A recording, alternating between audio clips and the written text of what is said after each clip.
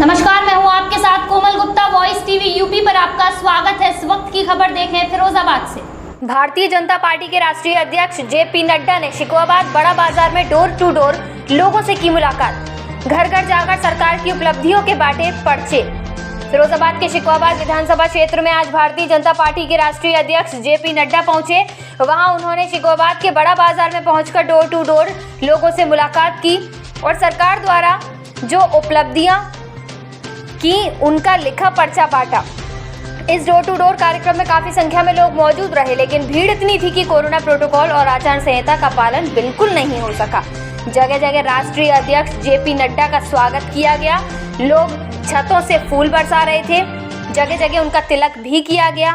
JP Nadda ने सभी से हाथ जोड़कर निवेदन किया कि वह भारतीय जनता पार्टी को वोट करें।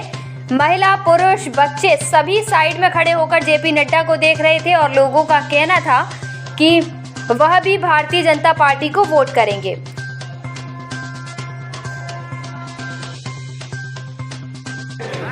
ये भारतीय जनता पार्टी के अपने सैकड़ों साथियों के साथ शुभेच्छा कर रहे हैं और ये के लिए पर्यावरण के लिए लगा दिया, उसकी चर्चा की। उन्होंने किसी गरीब व्यक्ति ने अनाथ बच्चों के लिए अपना जीवन सर्वस्व किया, उसकी चर्चा की।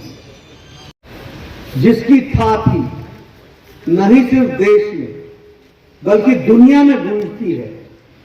ऐसे नरेंद्र मोदी जी ने इस 85 के 85 एपिसोड में, यानी 84 हो चुका है, आज 85 हम सुनेंगे।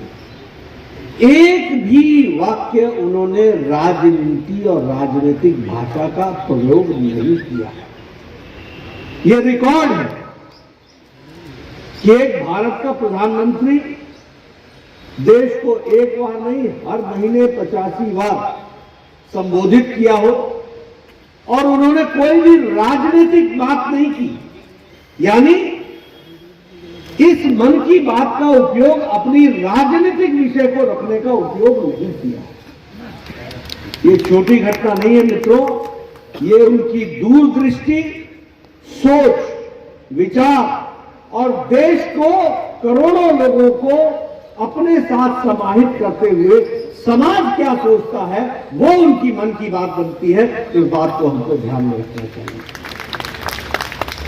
आपको आश्चर्य होगा, उन्होंने सभी महान नेताओं बिना रुके हुए, बिना नींद लिए हुए, जो उस ऑक्सीजन के चलाने वाला वाहक था, ड्राइवर था, उसके साथ डायरेक्ट संवाद करके मन की बात में उन्होंने बताने का प्रयास किया कि देश कैसे खड़ा होता है। उन्होंने उन पायलट्स के साथ चर्चा की जिन लोगों ने हजारों टन ऑक्सीजन नीचे तक पहुंचाने का प्रयास किया, उड़ाने भरी।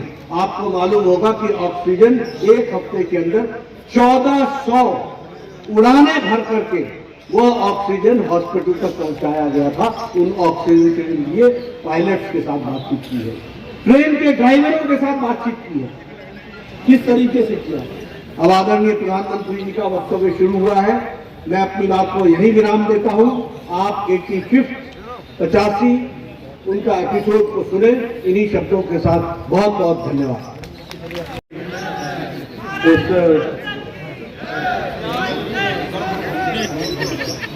इस मन की बात के कार्यक्रम में मंच पर उपस्थित हमारे सभी वरिष्ठ नेतागण, अर्जुन मेघवाल जी, डॉक्टर अनिल जैन जी, हमारे अध्यक्ष जी और सभी वरिष्ठ सज्जनवृंद और यहाँ उपस्थित हमारे सभी कार्यकर्ता बंधु, मुझे आज लगभग आधा दिन शिकोहाबाद में ही रहना है और प्रबुद्ध नागरिकों के साथ मेरा वक्तव्य भी है और साथ ही साथ डोर टू डोर कैंपेन भी करना है।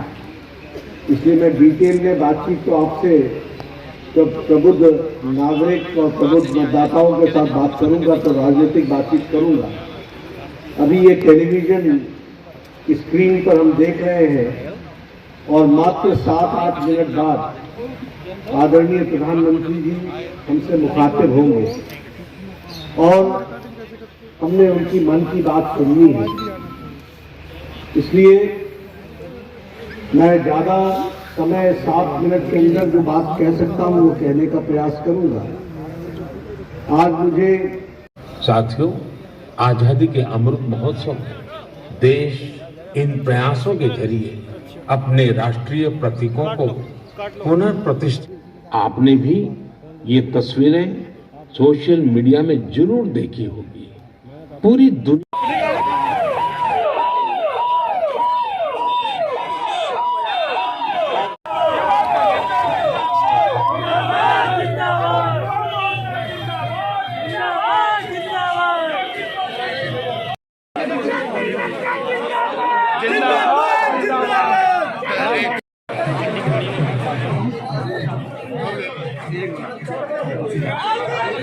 अध्यक्ष जी कैसा माहौल चल रहा है?